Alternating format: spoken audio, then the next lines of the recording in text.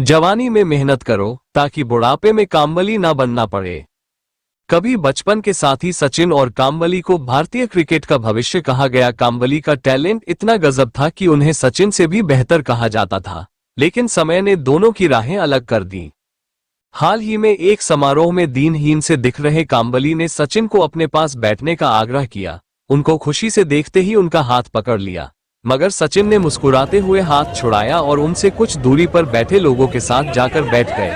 हो सकता है वजह कुछ और रही हो, मगर ये घटना एक कड़वी सच्चाई बयान करती है। लोग आपको नहीं, आपके रुतबे और हैसियत को पूछते हैं। सचिन ने 22 साल मेहनत करके खुद को दुनिया का सबसे बड़ा क्रिकेटिंग नाम बनाया, जबकि काम्बली अपनी चकाचौंध भरी लाइफस्टाइल, शोहरत, लड़कियों के नशे में खो गए।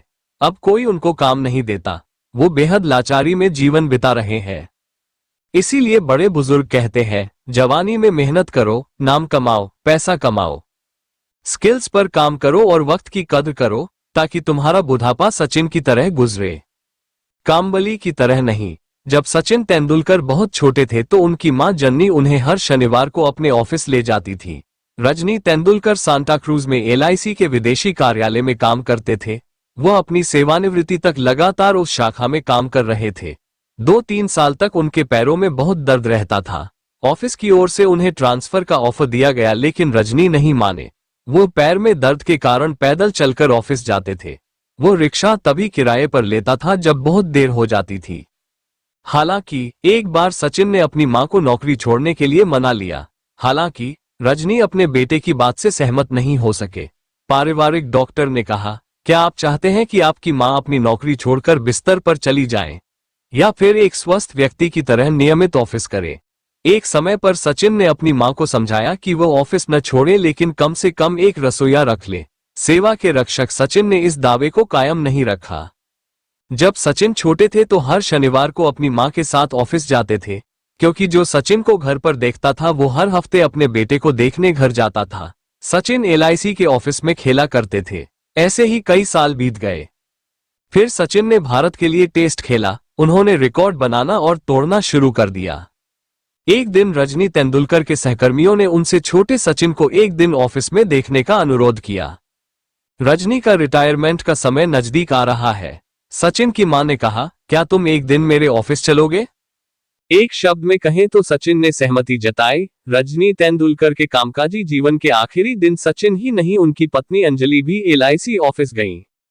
लेकिन सचिन इस बात को गुप्त रखना चाहते थे, लेकिन गोपनीयता बरकरार नहीं रखी जा सकी। LIC ऑफिस के चपरासी ने सचिन की कार को पहचान लिया। वैसे रजनी तेंदुलकर की ब्रांच में पूरा ऑफिस ढह गया। आसपास के अन्य कार्यालयों से भी लोग आने लगे। फोटोग्राफरों को खबर कहां से मिली? कुल मिलाकर थोड़ी गड़बड़ है। भारत रत्न रत्नगर्भा रजनी तेंदुलकर के पुत्र है। साथ ही वह अपनी मां के प्रति काफी समर्पित है, जो एक शब्द में अपनी मां की तरफ से उनके ऑफिस जाने को तैयार हो गए, जबकि वह खुद एक बड़े सेलिब्रिटी है।